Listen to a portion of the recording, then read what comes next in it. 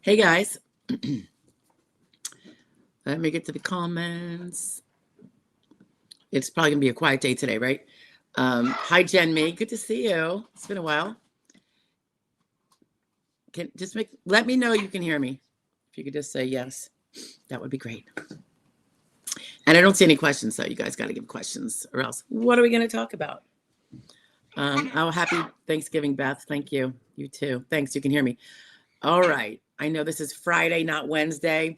Just trying to make up for the fact that I couldn't be here on Wednesday. Hi, Jeffrey Taylor. Hi, Mark A. I don't know if you're first timer here, Mark.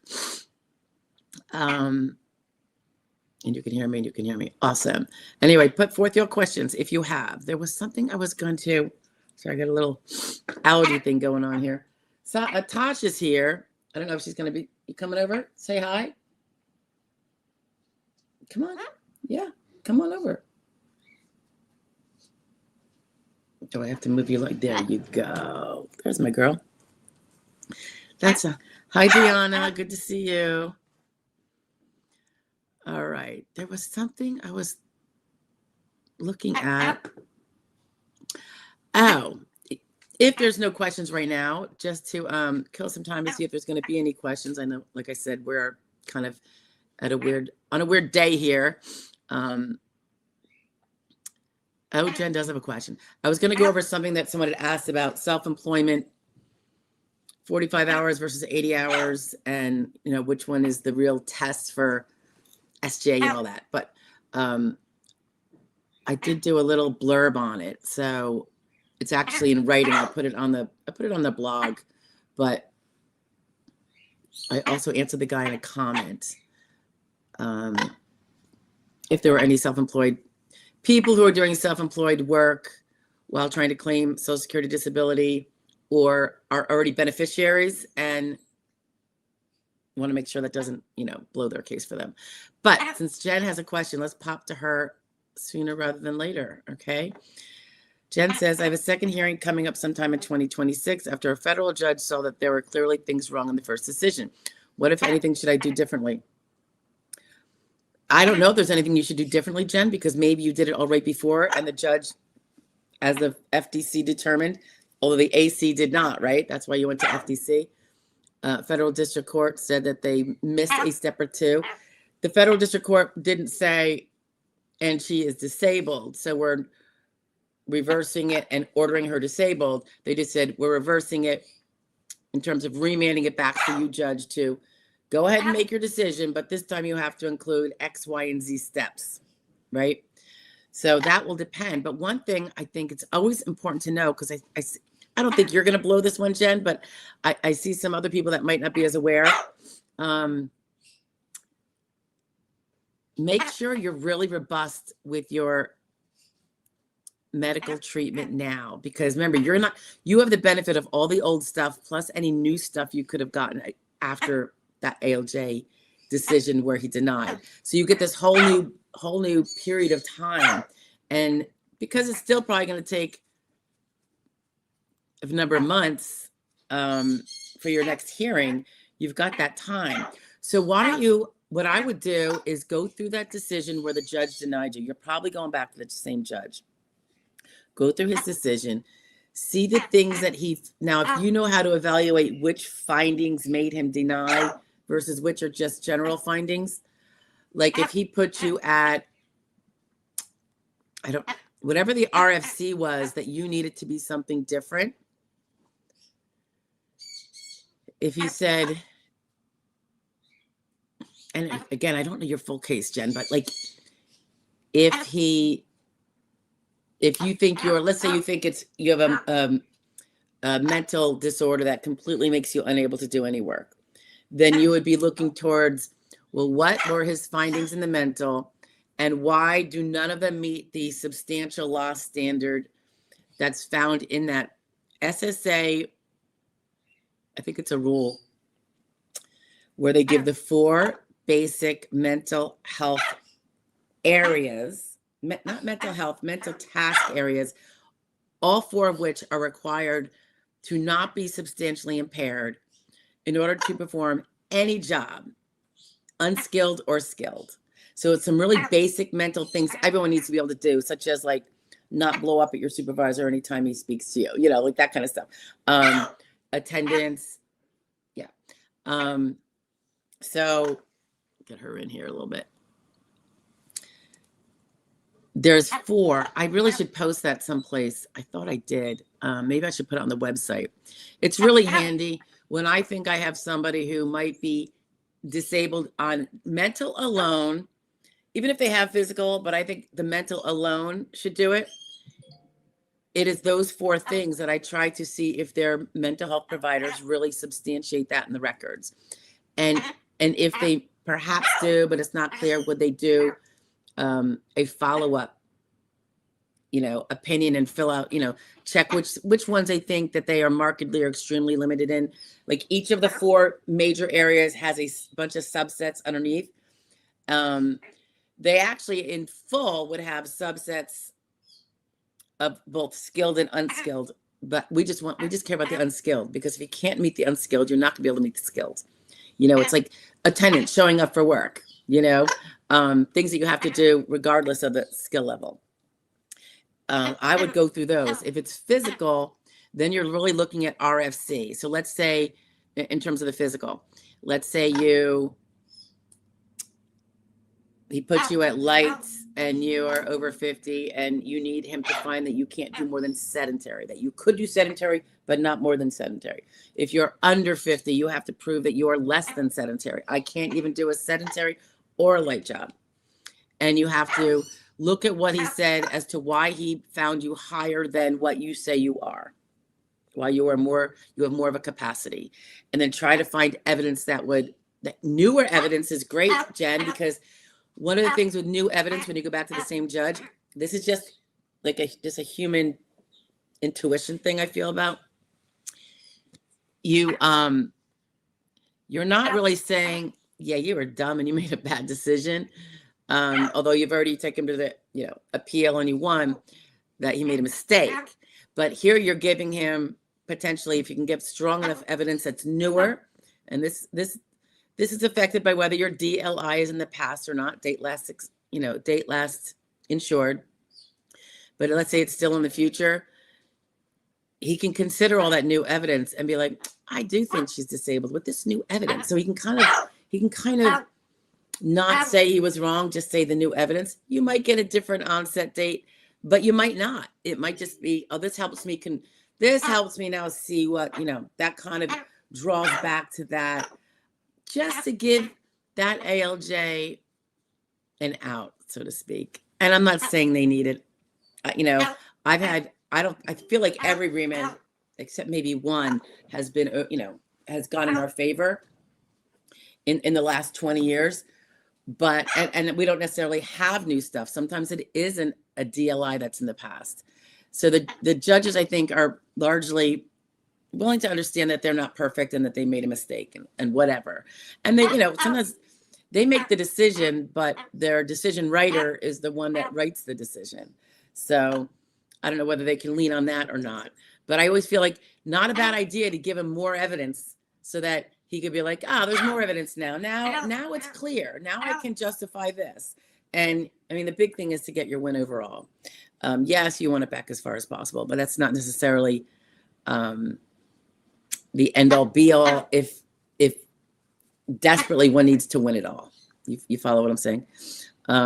Anyway, I would look at those things. The old decision is going to be really critical. So where are we at? Okay, Jen does say it's going to be a different ALJ than the first time. All right, that can be a good thing. Unless it's the kind of ALJ where, well, we always want to back each other up. I don't really think so, but just throwing it out there. Hi, Valerie. Valerie says, happy Thanksgiving. How long does it take for Social Security to release your rep payee? Oh, yeah, because you got yours released. The gentleman said hopefully by December 3rd payment. Yeah, it's like anything else. You just got to wait for them to get around to it and press the buttons. Frustrating, right? Beth says, I love the video series that you're doing. Are you going to do more of them? I think doing them by Blue Book listing category might be great too. Yeah, I have a couple Blue Book listing videos, but not definitely in like a sequence. So I think, Beth, are you referring to the malingering 4-part? Or there's a newer one. It is the function report if what your big focus is mental health. That's actually 10 parts. I think we have 4 up. I haven't had the other 6 prepared. And it's basically one long video just cut up into chunks so that no one has to sit there and listen to me babble on for more than, 10, 8, 12 minutes, something like that.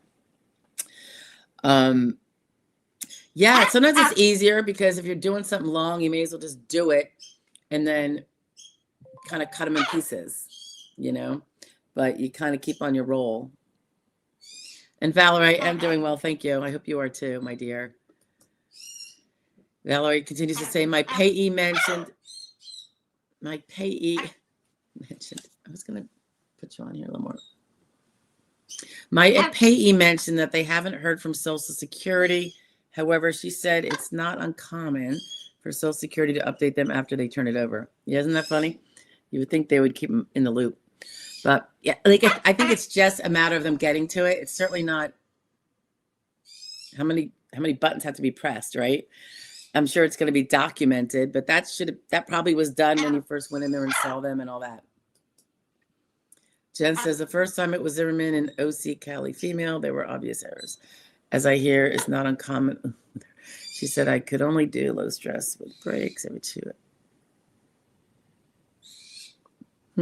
Well, let's see. You need to get proof. Well, see, I can't really comment on whether, I don't know what her error is. Look to the AC too. What is not the AC, the federal district court decision, Jen, what did it say the judge erred on? So look to that evidence, and I would bolster that evidence because, now you got a new judge, so you don't really have an ego of the original judge. If the original judge has one, not everyone does. And I would definitely hone up on what the federal district court said the ALJ lacked in. Don't just rely on your old stuff, because it is very common for a remanded case to go back to a judge and continue to get denied because it was a deniable case. They just had to better explain it. So you don't want to be that person. I would bolster that evidence. I would be going balls to the wall with treatment in the right areas. Blatantly ignored the hospitalizations. I don't know, because hospitalizations aren't generally what's going to make a case win anyway, because they're usually acute and short term. So unless you're talking about like 3-month-long inpatient psych admissions or something like that. Valerie says, I'm a bit nervous, but my payee wants to proceed as if I still have their services. Forgive me, Valerie, is your payee institutional where they're getting paid like the $50 a month? I think you said it was $57 now. And by the way, it doesn't depend on what one makes per se. I think there is a flat rate. And I think it goes up with COLA. I was reading that after this came up. It might have been with you, Valerie. Somehow, I don't know whether I looked something up but I saw that it looks like that is the standard rate. And then it will go up with COLA, I think. But it doesn't matter. The SSA is going to cut them off. So they can be they're probably just being responsible until they're legally let off the hook if they're an institutional provider. If it's just a friend or family member, then, and I don't recall, I think you told me, but I don't recall, that could be different. Then they're just trying to make sure you're okay. Beth Prince, did you give Tasha some caffeine? Love that she's participating today. No, but you know what? Dad and I were running around out. We were gone this morning, so She was not out and socializing. And I know she's so tall in this, right, guys? There she is. Hi. Yeah. She's had a lot of turkey. Yeah, a lot of Thanksgiving she had. Mike Pash. Hi, Stephanie. Hope you had a nice Thanksgiving. I did. It was really, I hope you guys did too. Mine was really so nice. It was the 4 of us plus my daughter's boyfriend. And we had the table pulled out because we don't even normally have a table pulled out. Because we're all kind of like running around doing our things. And we cooked all day. We watched, I binged on a Netflix thing. I think it was Netflix. It was called Absentia. It was kind of like a thriller series. It was pretty good. While we were just running around, I was doing a little bit of work. I had my portable office with me, and she was out talking. All the animals were out. And then we just had a really nice, we all sat down. We were already, you get full so fast. But I know, it was really good. And I said, hey, is anybody going to do a prayer? Which we don't normally do. We've always been kind of not that way. And everyone's just kind of gravitating that way. And my son actually led a little prayer. It's kind of the first time ever in our family. So I was really excited. Ruby says, if you're on SSI, is it easier to get SSDI? If you are on SSI and you are insured for SSDI, Ruby, they will put you on SSDI because they don't want you to be taking the taxpayers' SSI money when you have your own SSD. You follow? The SSI is welfare. You're only supposed to get it if you don't have the SSD, and only to the extent you don't have the SSD. So absolutely, if you're disabled, still, you'll be moved over to SSDI. If they find that you're no longer disabled, and sometimes, I don't know what the current rule on this is, but it used to be whenever you were switching, because now suddenly you're working part-time, earning credits. So when you weren't eligible for SSDI, you had no insured status, but you were disabled and poor, you got the SSI, you worked a little bit, which you're allowed to do if you do it right. And suddenly you got the credits and now you're insured for SSD. They would it's like they would give you a CDR before moving you from SSI to SSDI to make sure you're still disabled. And I haven't looked it up, but I want to see if they were doing something to say, wait a minute, if it's res judicata, if the decision about the SSI, like the disabled decision, which would have applied to both if both were eligible at the time, and the person has a 5 to 7 year diary, but in 2 years they become eligible for SSDI because they're making $500 a month and they're earning credits, and they finally tick over into the rule of 20 credits earned in the last 10 years. Why should there be a CDR when it wasn't already scheduled that way based on the medical evidence and stuff from when you were awarded, your diary date? I don't know if anything's moved with that, but I just saw that was some scuttlebutt there about why force a CDR just because they're switching programs when the decision makers are the same about whether the person was disabled. Why doesn't the diary date just continue to be used? So I don't know if anything's happening with that, but I thought I'd heard something about that. All right. Sunflower is in the house. Hi, Sunflower. My main condition is physical, but with anxiety and depression too. My therapist hasn't sent notes and has not sent a letter either. How much is psych considered in a case like mine? Oh, it could be very important. Are you over 50? It could be very important. If you are over 50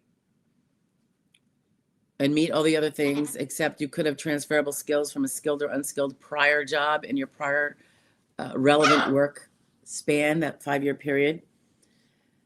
The anxiety and depression, if the notes show that it causes concentration issues, maybe distraction, not really staying on point as much, not picking up things as fast because you're always kind of distracted with anxiety, then that could actually help prove that you couldn't do that high skilled job that was in your past relevant work period. Now, if you're previously unskilled during that, they have you categorized as unskilled, then it might not be such an issue. But if it is, that would be something that you would really want for sure. I can't really speak to your case because I don't recall any of the details. I don't know if you've shared those since we're kind of on public YouTube. Valerie says, what shall I do to prepare if this triggers a CDR for me, which I hope not. I don't think it's going to trigger a CDR. But as always, this would be regardless, because you're going to have a CDR no matter what, Valerie, right? That is the rules. You're always treating and keeping up with your significant stuff and treating for smaller stuff. So continue to be a good patient, so to speak, so that there is always evidence in your previous years, particularly the last couple, that you still have severe impairments and that they have not improved notably, since your comparison date.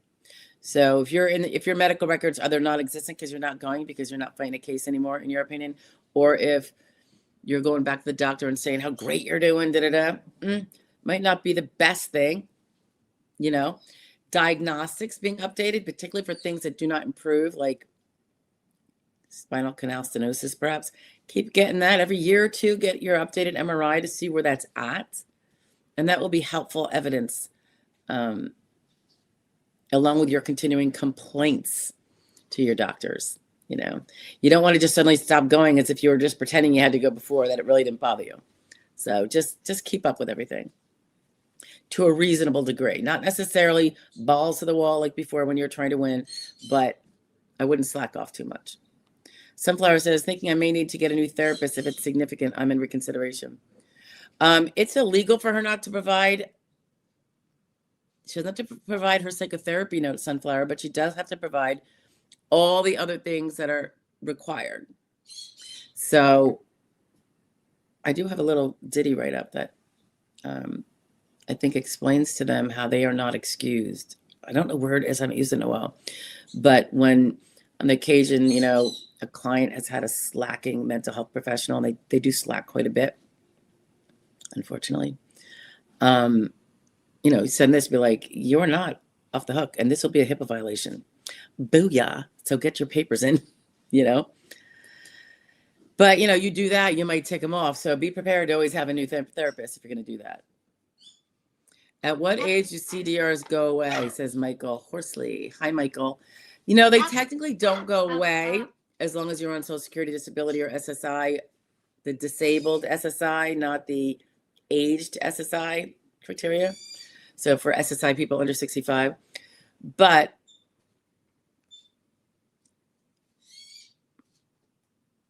I think unless you're working, which shows improvement if you weren't working before, the closer you get to full retirement age, which is currently near 67, right, for most, the closer you are to that, the less like you're going to get a CDR. And of course, do the math. If your diary date is 5 to 7 years and you just you just won a year ago and you're 64, you're never going to have a CDR. Unless, of course, you go and work and they're seeing you made SGA, or just that you started working and they have to find out why, and that kind of indicates improvement. You know what I mean? That would be inviting a CDR because you've already established that something is indicative of potential improvement. So, like some people have a CDR diary date of 1 year or 18 months. Obviously, at 64, if they were given that, they could definitely get into their CDR. But most people might have a longer diary date at 64 based on their impairments. And so that's not really a big concern, if that makes any sense. Valerie says it's an organization. That means that her representative payee is an institutional representative payee. They use those when the person doesn't have a trusted family member usually, or trusted friend who could be the representative payee. And they're probably just making sure that they dot all their I's and cross their T's, Valerie, because they have a responsibility under the law, not morally and legally. And if they were to screw it up, the SSA could completely kick them to the curb. Their company could kick them to the curb. SSA could, if that company had enough people that were dropping the ball before everything got switched, they could drop them from being able to be a representative payee, and that whole business is gone. So it's kind of like just one of those licensing things. You got to be real anal about it. So I wouldn't worry about that too much, because eventually you're going to have that money going into your own bank account, right? You're setting up your own bank account. If you had one that was in the institutional RP's name, maybe as custodian, you're going to have it all changed. It's all going to be going straight to you. So they're not going to have any clout. Inheritance, house flip, dig for solutions. Oh, date last insured, certified mail helps from 2018 for me. Learn to time travel in your paper trails. Remember at ALJ, your meds and doctor insurance providers stymied medical evidence. Okay, that was a little long-winded in a short little phrase. Valerie says, yes, my payee charges 47. Oh, why did I say 57? Yeah, you're right. 47 is what I saw. And I used to pay 43. Yeah. I don't know if they go up every year or periodically. I mean, the attorney fee cap doesn't go up every year, even though there's a COLA increase every year. That's something that we gripe about. So you'd think that maybe the rep PE fees would not go up with COLA either. Like we'd all be stuck in the same nasty boat. I don't know. You should do a video on great ways to organize medical evidence. Well, I know how we do it, but I think everyone might be different.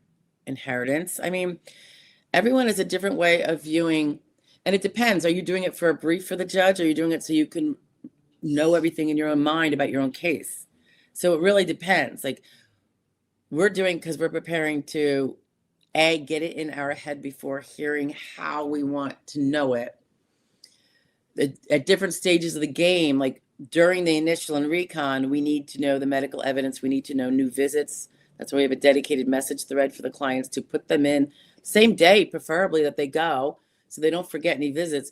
So we have, one little work in progress at all times about knowing where any case is, what are the latest visits, Is it time to order those records? You don't order records every day from the same doctor for a client, obviously. But is there enough visits there where it's time to order the next batch? And to double check, did the SSA order these? So now we shouldn't order these. Or the SSA ordered them through October 15th. We'll order them from the 16th and forward. So we have to have that. We have that ongoing, the client, has a duty to be reporting these in real time. And most of them do pretty well with that. So that's one way that we organize, but that's for the purpose of ordering records and always knowing what could be outstanding. And then periodically we use that to say to the claimant, the client, hey, here's what we got as your date last with these people. Can you tell me if any of these dates are newer for any of these doctors? Yeah, that's one thing. We'd be using that kind of as a triple check or a quadruple check when we're doing the brief. Sometimes when we're doing appeals, like the clients send in the information that the SSA wants for the appeal, and we get it from them fresh and new, just as the SSA would be, because it's also a great double, triple check. So sometimes I'll have an appeal packet back from a client, and it'll have an entirely new doctor that I never even heard of. They forgot to report it. They never had it on initial, and they say they haven't seen him since 18.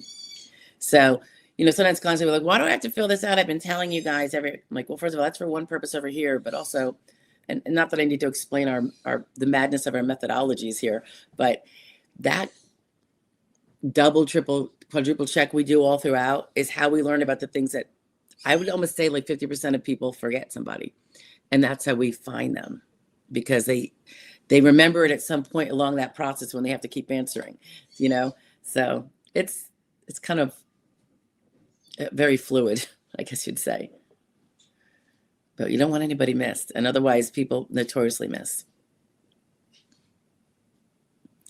I don't know what that means. Ruby says, I worked all my life. Yeah, you and me both, kid. Yes.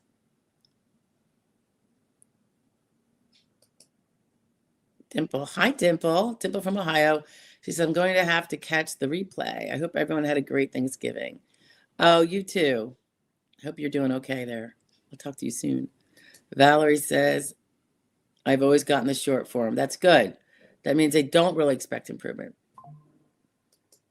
Or at least, yeah, they don't really expect improvement. Usually that's what that means.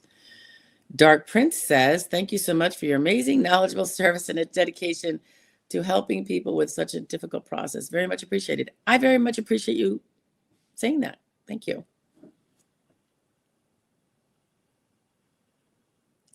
Valerie's saying that a representative payee have screwed up 2 of her bills. Yeah, so once you get, probably you're going to have auto pay, right? You're going to know exactly how much comes into your account every month because you know how much is coming in from Social Security, Disability, or SSI, whichever one you have. You know, if you're getting Medicare, that's going to be taken probably off the top. So the net amount you get after that goes into your bank account, and you make sure all your bills are in there and that their bank pays them automatically. And hopefully there's some left over, right? I mean, you think about it, you should have $47 extra a month. So that's a beautiful thing. Valerie confirms she has her own checking account, and she gave Social Security that account number when I had my appointment, and the gentleman asked for it. Awesome. Yes, the fee goes up with the COLA increase. I should miss it. So when it was 43, though, Valerie, and it went up to 47, was that in 1 year? Or was that from the beginning of when you started with them a few years later? Because we did not have, that's almost a 10% COLA, and we didn't have a 10% COLA in the last year. And we did have almost like 10% under Biden a few years ago when inflation was really, really bad. But now we're kind of back down to the norm. Let's see.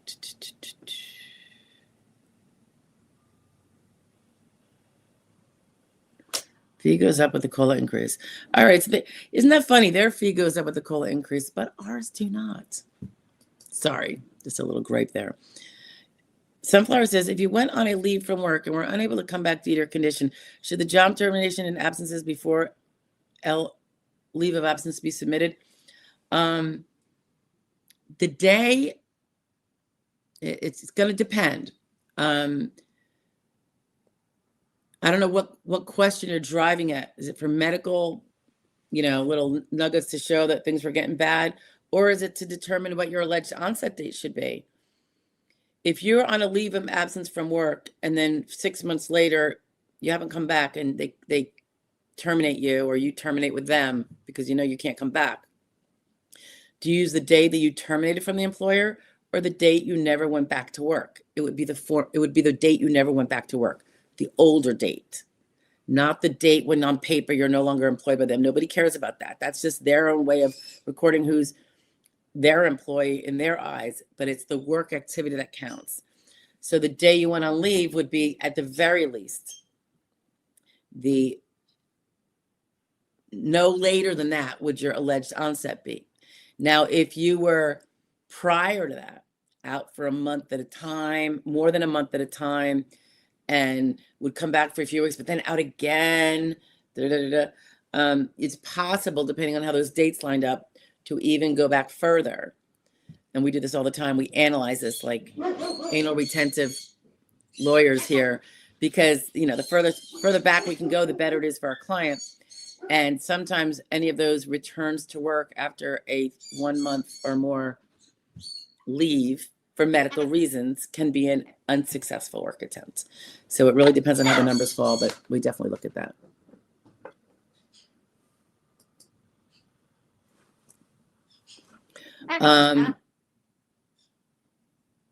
Hold on 1 second. Can I help you? I'm in the middle of a live meeting. What's up? Just real quick. Is he here today or who? Yeah. Is the car here? No, he took Jacob to go look at computers or something. All right, just real quick. Do you guys have anything planned tomorrow? Tomorrow's Saturday? Yeah. I don't know. I don't think so. Just text Jason. Yeah. Okay. Oh, thank you. Okay. That was a very nice young man named Arvin. He's worked here a little bit at times. Does a little stuff. All right. It's considered holiday weekend here for most of them anyway. Brian says, I'm waiting for my back pay. We spoke on the phone. You were great. Got my fully approved letter 1 month ago. Oh, good. I don't recall specifically, Brian. Was it a while ago? But that's awesome. Little Nutty says, in the same way someone might have a failed work attempt, can they also have a failed self-employment attempt or hobby? Yes, of course. They sure can. Can you give the key points in documenting this attempt? You need to document when you're self-employed. You're always documenting your hours.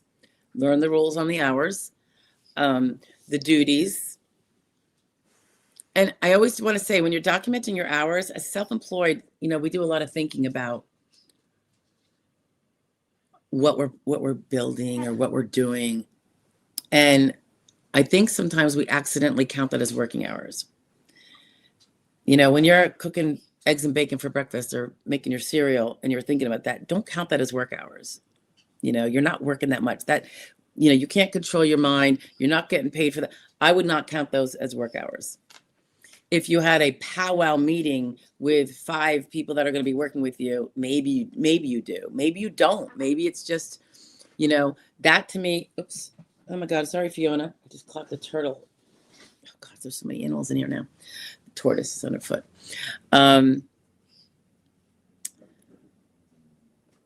Clock your hours, your revenues in. Little Nutty. So keep track of all those checks that come in if you're getting paid, and all of your work expenses. Now, remember, sometimes you don't want to write off every single work expense that the IRS invites you to write off. That will depend if you want to pay more taxes so you can get Social Security earnings credits that you might need if you already have won your case. But if you haven't and you have a DLI that is in the near future or is behind you and you need to get credits to get insured again so that you can win Social Security disability on new and pending evidence, medical evidence.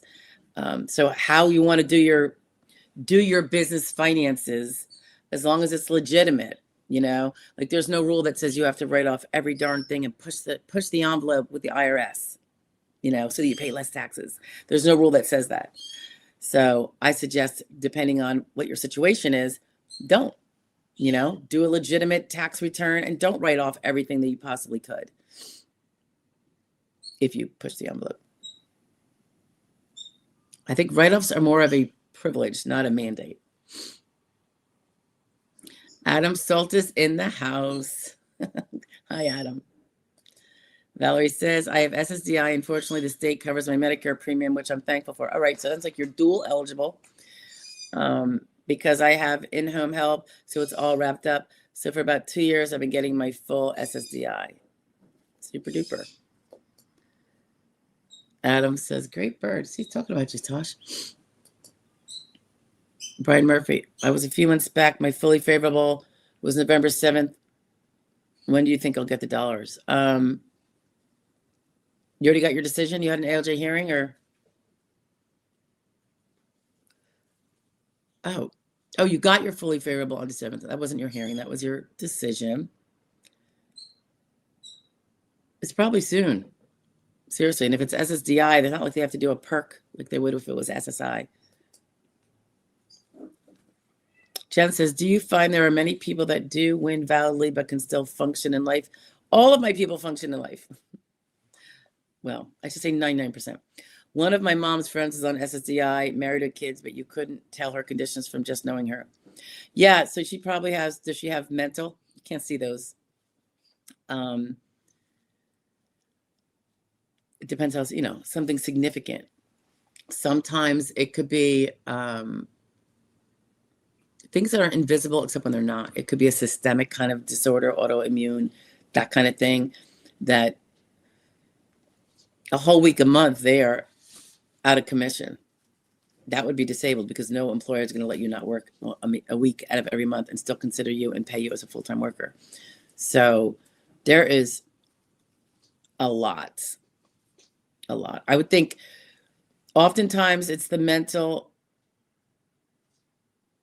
disabilities because you can't see them. And the times when the person with the mental challenges goes out in the community, oh my God, I got another dog here. Come on, dogs. I don't know how they got in here. People come in and let them in. That's when they choose to go out and about, right? They're going to get their shopping done, or they have a good day and they're going to go to, go to the mall or whatever. And then people say, oh, I saw her. She looked totally fine. Well, she was totally fine at that moment, but that's the whole waxing and waning of things. So the waxing and waning is a really important thing to prove, particularly if the waning, or would it be the waxing, is really severe and home confining, bed confining, whatever it is. It's the proof of that. That's the difficult part. But when people succeed in proving it, it's pretty significant. Other things like severe back problems, those people go out too. But you might see them out at a store. You saw them for 5-10 minutes. Did you know that's the only thing they did over those last 2 days? Because going out to the store, it exhausts the back and the spine, and the pain will start to creep up, and they will be out of commission if they don't get back and get in that recliner or whatever. So a lot of times, it is not that they are dysfunctional all of the time. It's for they have partial periods where they can go and do what they need to do to live as a human, and then they have to go do what they have to do, the self-care, to prevent that from being a full-time disabling condition, whether it's lie down, take the meds, go to bed, chronic fatigue, things like that. Valerie says, thank you, Stephanie, for all your input and help. Much appreciated. Thank you, everyone, for putting up with my rambling. You are never rambling. Thank you, Valerie. I'm so glad it's all working out for you with the RP business. Jennifer Cologne, hope you had a happy Thanksgiving. You too, my dear. I received short-term disability and long-term disability after my date last insured. Ooh, date last insured. I have a letter from my former manager showing my date last worked, and a letter from long-term disability, but don't have one from short-term disability. Should this pose a problem? I don't think so, but you have a really good lawyer, so ask him. I don't think it's going to be a problem. They don't need a letter from them. That's doesn't have any bearing on Social Security disability. So I wouldn't worry about it. What do you think the short-term disability, Jen, is going to provide? Nobody cares if you're on it. That was something private that you had. So it's not really relevant for SS purposes, if that makes sense. What time are we at? We're at 45 minutes. I don't see any more questions, guys. I did kind of expect this to be shorter. And you know what I'm going to do when I'm done? I'm going to go heat up some turkey and mashed potatoes. I don't have any gravy left, though, but I don't know what I'll do about that. I should have saved it. I was just so tired putting stuff away. And there was only a little tiny bit left. I was like, because I was thinking maybe I would have turkey with mayonnaise sandwich as opposed to heating it up like another plate. Turkey with real mayonnaise on white bread. I'm so white bread. All right, let me just see. I don't think there are any. Jennifer Cologne says she shows earnings for 2023. Well, that's okay. Your earnings are your earnings. They're going to see that too. If it was true earnings, was it under SGA? Was it over SGA? If it was, sometimes, let's say the last year you worked, Jen, was 2023, and you say you stopped in May, I'm just making this up, then you might want to have the pay stubs that show, or the letter from the employer said she hasn't worked since May 15th of 2023. Because let's say you made $50,000 and it's over SGA for the whole year, you'll get credit for having stopped in May if you have proof that it stopped in May. And they will often, believe it or not, that's something that unless there's reason to believe to the contrary, the judge can take your word for it, that it did stop in May.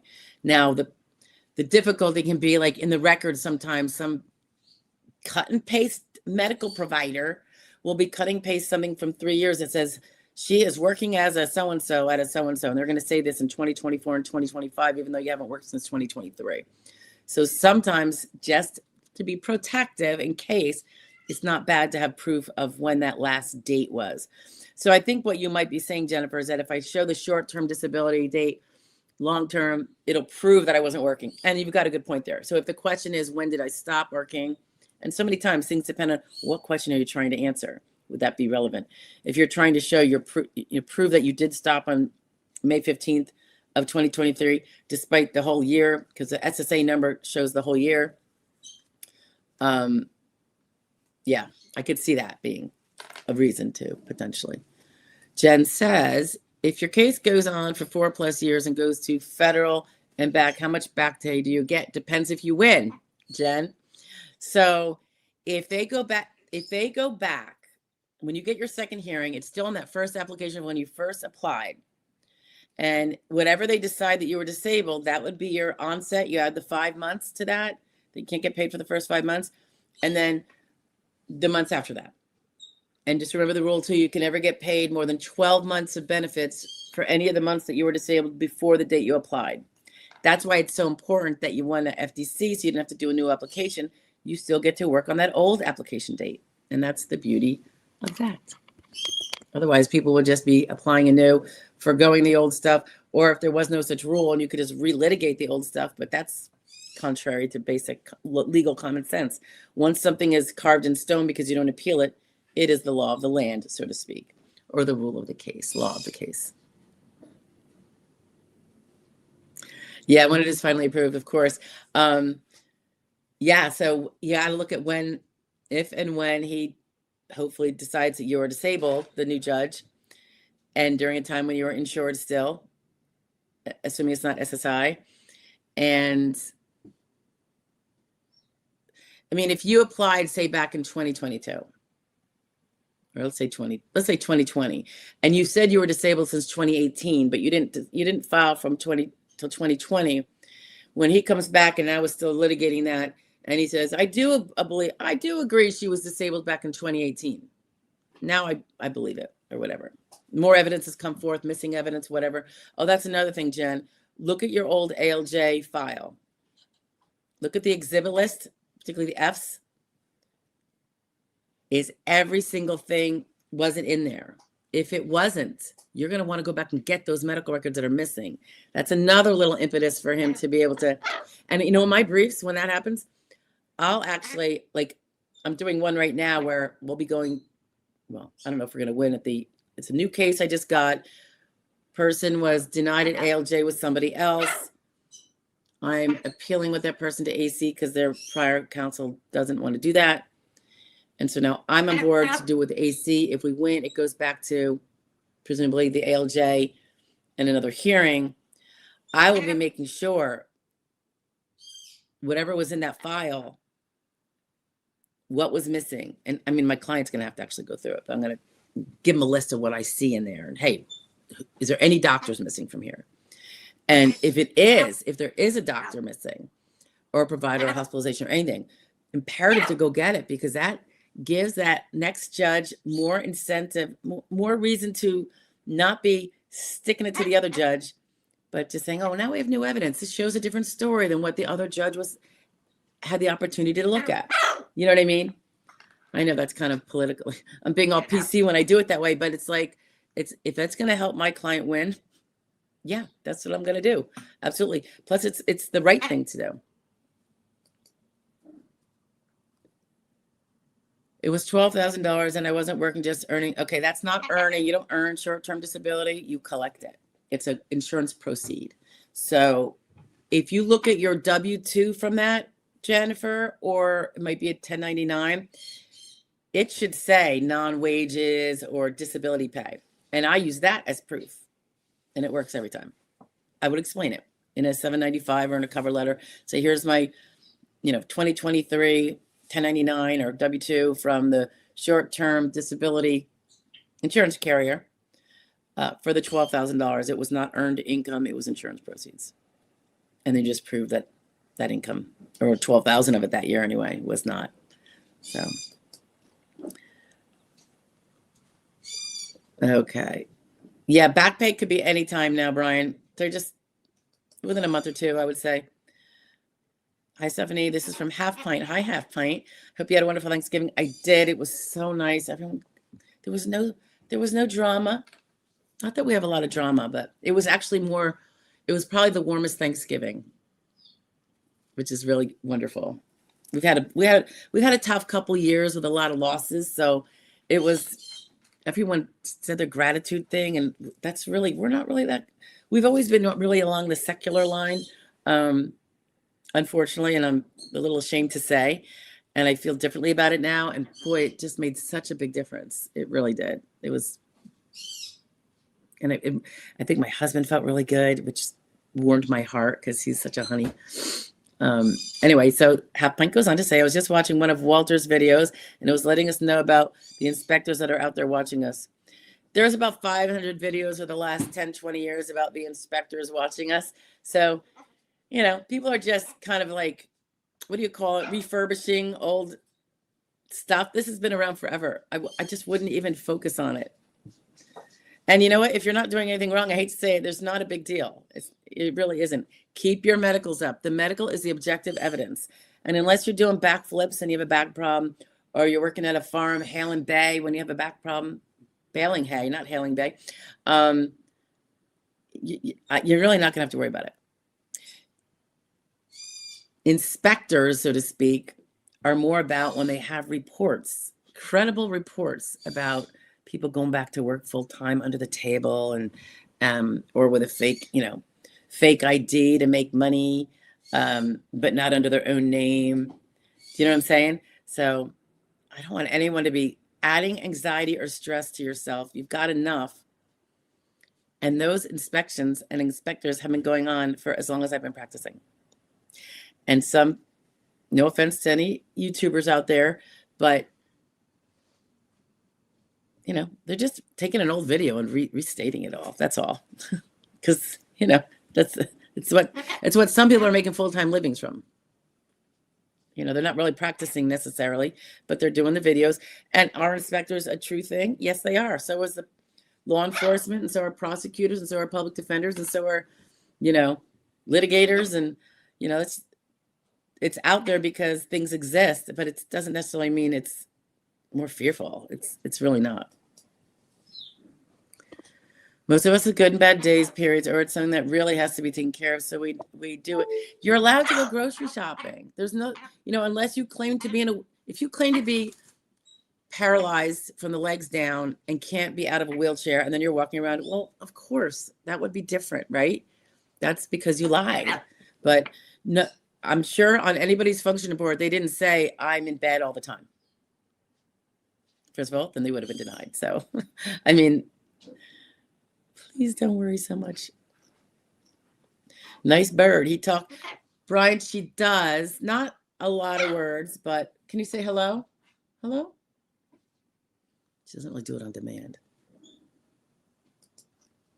But she'll say, Brian, she's so used to come down in the morning, the dogs are all having a ruckus, and I'll be like, hey.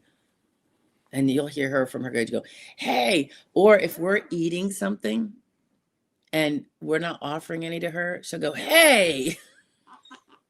I know. She's funny. She'll let you know when she's always wanting to eat. Oh, but watch this. So if you give her something good and then you give her like a cracker, she might drop it. Are you going to eat it, or are you going to take a little nibble? We haven't eaten in an hour. Because if she sees you eating something yummy like a dessert, and I know, try not to give her too much people food. And then you try to give her like a little cracker, she'll throw it back at you with her mouth. Toss it right in your face. Or take a poop. You're welcome, Brian. Half Pint said, I had no idea because you're always wearing a cross. Oh, yeah, I'd say, yeah, it's a long story, but I went to Sunday school as a kid and all that, and I even have a Bible from when I was a kid, but I never really went to church. My parents were just really good about taking us to all the Sunday schools we wanted to go to because it was socializing a bit, and we liked it. We lived on a farm, so we didn't really have neighbors to play with, and I'd say like maybe 10 years ago, maybe 8 years ago, 8 to 10 years ago, I started doing more meditation, kind of just try to get to sleep better because I was really having bad sleep. And it was working. It's like took me a few years to really get halfway decent at it. And then for some reason that just started getting me to turn back to my roots, I suppose, and my core beliefs that I had been put. Society has you put them off so much. It's like, it's incredible when I look back now, how really ignoring and in a bad way, I think. So I'm really very pleased to be back at it. It works so much better. Jen says, I would love for an inspector to watch me. They can follow me to the hospital. Give me a ride. Yeah, right. Yeah, and guys, the resources are so slim always with the SSA. Always, always, always. They don't just have inspectors out saying, I'm going to go.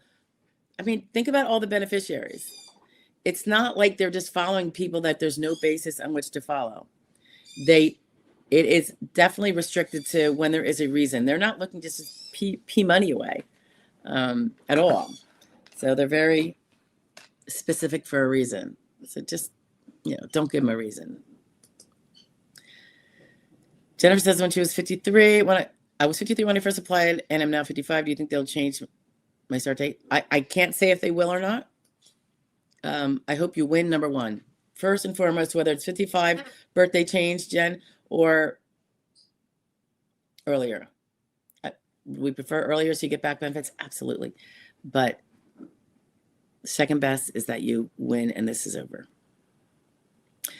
So we have Canova Henry. You were here last week or 2 weeks ago, Canova, I think. Maybe. Disability benefits reconsideration. We started step 4 of 5 of the review process for your appeal. A representative in the Tallahassee, Florida started a final review of your appeal.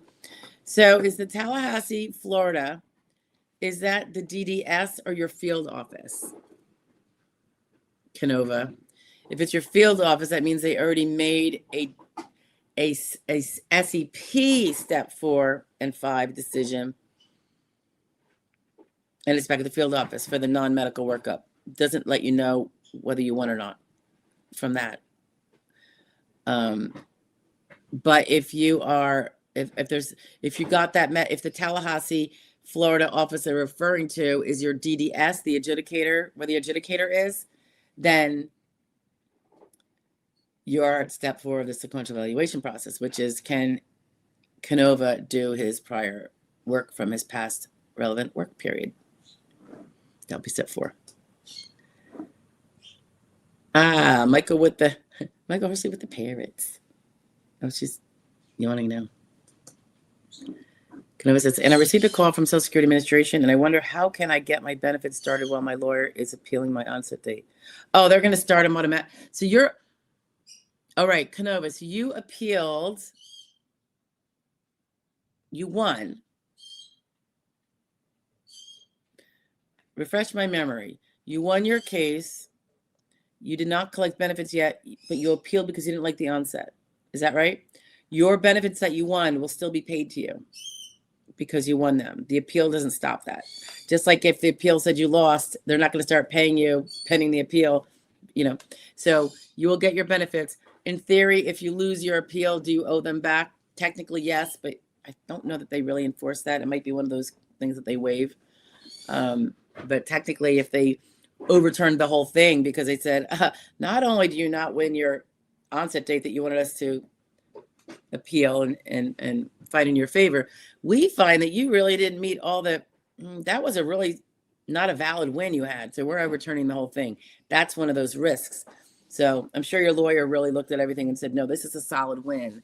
It's okay for us to try to, it's not too risky to try to look at the onset date. But your benefits will start even though you appeal the onset. So that's the good thing about that. You're welcome, Jennifer. So thank you for everything. All righty. Natasha Johnson. When does Medicare kick in if it took you 2 years to get approved? It doesn't matter how long it took you to get approved, Natasha. It depends on, and this is for SSDI only, Social Security Disability Insurance, not SSI, which is Supplemental Security Income. If you look at the established onset date, that may or may not be the same as your AOD alleged onset date. It's the one that they found you became disabled on this date. Then there is the 5-month waiting period. Then you start getting your benefits month 6 or whatever. Or if it was a couple years, it depends.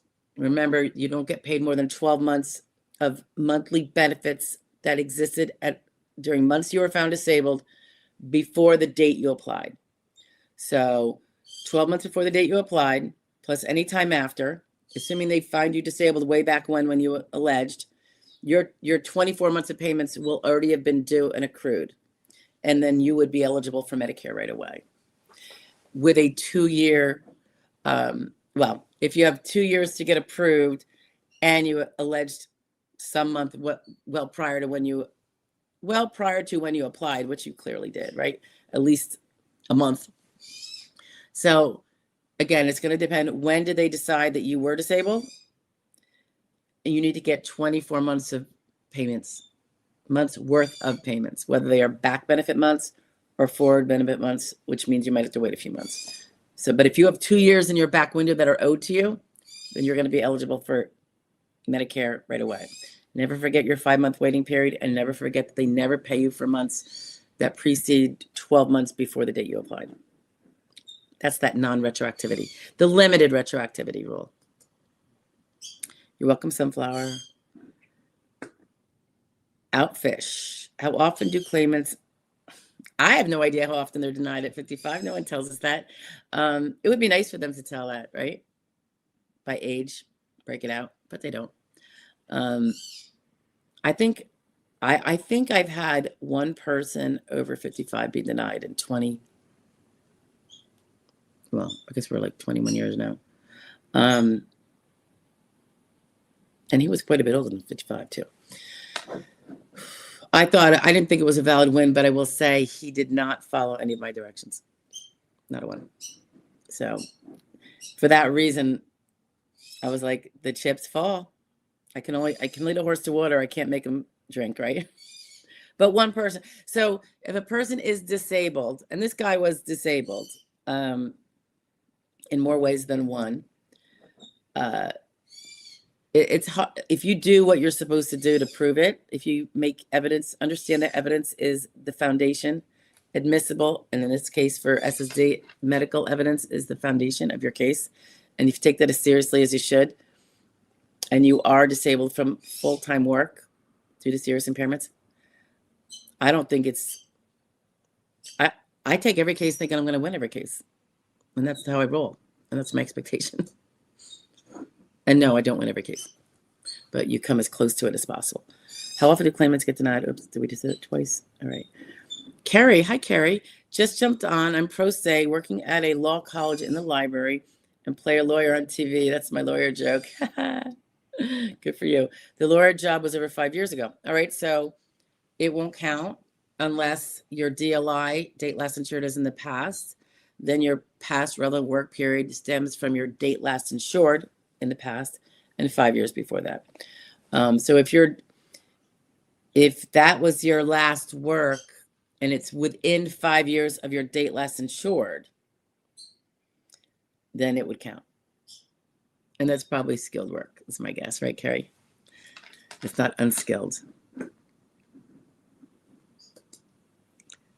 Oh, Natasha, you are very welcome. I'd say Natasha, and this one goes, you said Tasha. Whoops, question. I'm 55. Oh, Carrie. Last 5 years unskilled, para special education, daycare, also retail, part-time now. Is your part-time under SGA? Just wondering. I won my reconsideration stage, and then my lawyer said that the onset date was July 8th, 2024, but the date they used was September 26th, 2025. So that, why my lawyer is appeal for that. I hope he discussed with you the risks. So, but I'm assuming he should have discussed with you, in my opinion, but I'm sure he nonetheless reviewed them internally himself. It's a big decision to appeal that. Was the September 26th the day after your birthday, by chance? Perchance?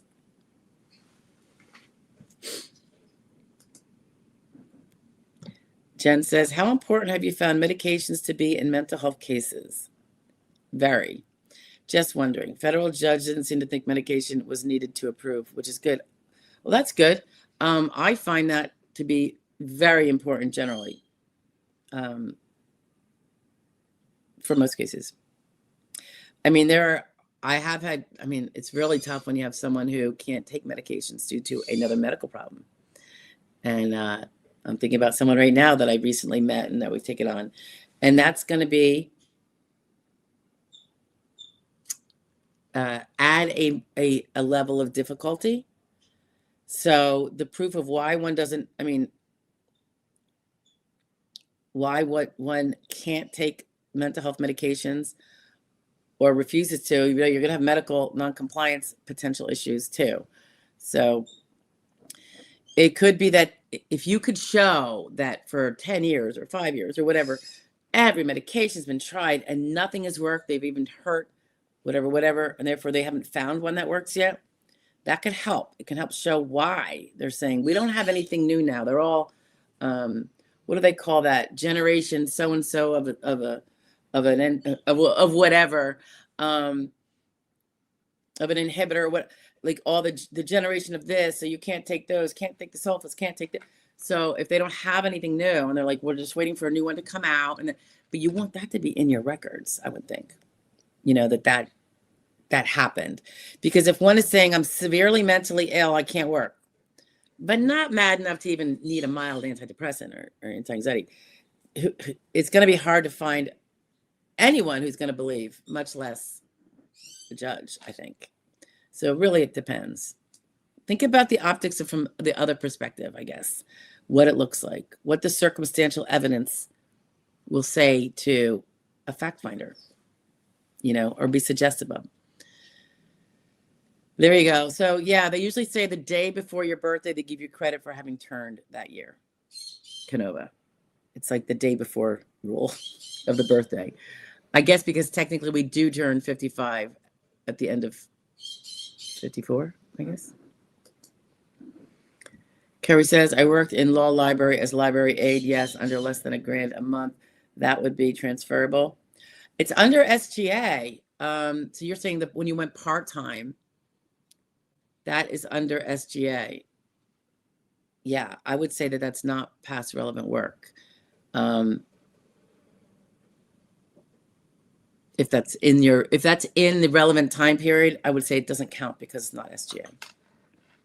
I have mental and physical health challenges. I think you're saying, as you can see, I'm not good at tech. Oh, you're good. You're right on here. That's techy enough for me, sister. Oh, you are actually, this is Outfish. You are actually the best in the Northeast region in this area of law. Trust me, no attorney does what you do. Trust me. That's very sweet, but I don't even know why you're saying Northeast, only because, and this is not tooting my horn at all. This is not even like a regional area of law. It's federal. So just adding that. So it really doesn't even matter where someone's from. So Carrie says, got her college degree in the 90s, but I've been underemployed most of my life. I understand. And the college degree in the 90s is outdated. It doesn't really matter. The only time education matters, and I know people worry about this. I do have a client who got a recent degree, and he's concerned about it. I don't know if he's on today, but I don't know that we'll have to worry about it. But an old college degree, the education part of the grids has to do is there a degree that would allow that person to step into skilled work with that degree? So let's say an accounting degree could step right into a bookkeeper job, right in there as a bookkeeper. It's not like you have to be trained, and you might have to be trained for 30 days on their system or whatever, but so that would be transferable skill from the education, not from the past relevant work. And that's the other part of that grid thing. It's one we don't usually have to even worry about. I am kind of addressing it in my guy's situation because I want to make it clear where there was accommodations, and that the ability to get the degree was based on significant accommodations, not doing it in the normal style, so that they don't get the misguided perception that it was able to happen normally. And I'm also hoping that by the time it becomes more relevant, enough time has passed. They don't mark in stone when a degree is kind of obsolete if you haven't used it, and this person never used it. I would think within a few short years in this day and age, because everything changes. Outfish says, I forgot you cover all 50 states. My apologies, Steph. I know your reach is a long way. Yeah. I mean, it's federal, so why not, right? Right now, I swear, I feel like I have more California people than, probably not more than, Pennsylvania or New Jersey, but seriously, a lot. I got a lot of Florida too. Missouri, Michigan. Yeah. The rest maybe a little smattering, New York, New Jersey, Pennsylvania, Ohio. Yeah. Oh yeah, I have Arkansas. I'm just trying to think what I have now. It's any state in the union at any given time, but I'm trying to think the ones that came on recently. Arkansas, definitely always have Texas. Mississippi. Don't know that I get a lot of Mississippians there, Michael. Is it warm down by you, Michael? Mississippi? Today is it's not a frigid day, but it's all right. All right, where are we at, guys? Where are we at? I think we're good. Are we good? For this little impromptu, not really impromptu, but little replacement filler in live Q&A since Wednesday was not really doable. I actually did get back in time, it turns out, but I was tired and I was gross too. We got up, we didn't shower, we hopped in the car, and we drove home. So, and then we had to get ready for Thanksgiving. So I had to go to the store, get some food, all that good stuff. Oh, Michael's saying it's cold in Mississippi. Really? Oh yeah, wait. Some of the southern states are going through a cold snap, right? Florida too, right? Anyway, I think we're out of questions, right, guys? Well, Jen says, thank you, Carrie, and thank you, Michael. You guys are very welcome. Favorite part of the holidays? I don't know. Jen, it's funny. As a kid, I just wanted presents all the time. Just give me. And then now, just when everything's peaceful, and when my kids who are 17 and 18 now, when they participate and care to sit with us, they go through they're busy, I was the same way when I was a teenager, but it was really nice yesterday. It just was. And it wasn't like the one kid he went to his girlfriend's for a while, but then he came back recently. I had to work early this morning, which is another big thing to be thankful for. My youngest is working, and he had to be there at 5:30 in the morning at the pretzel place. And I was like, that's what it's all about. I was doing that when I was a teenager. I had to get up and slough to my minimum wage job, He makes more than minimum wage, so I don't know. Anyway, I just like everyone being safe and happy. We've had some bumbling years, and and just anything any shit can hit the fan at any time. And right now there's nothing totally hitting it. There's some concerns, but nothing major. So I'm thanking those blessings because I just like the peaceful times. Outfish, you too. Thank you guys. All right, I will see you next time. We're just babbling now. So go about, enjoy your holiday. Hopefully I'll see you guys every 12 noon at the daily recorded shares. And next Wednesday, of course, 1 p.m. Eastern Standard Time, the regular time for the live stream. And feel free to invite anybody who needs to know about any Social Security questions. All right. And any ideas on videos, guys, definitely feel free to shoot them up. I will definitely do my best to accommodate. All right. Thanks, guys. I'll talk to you later. Bye.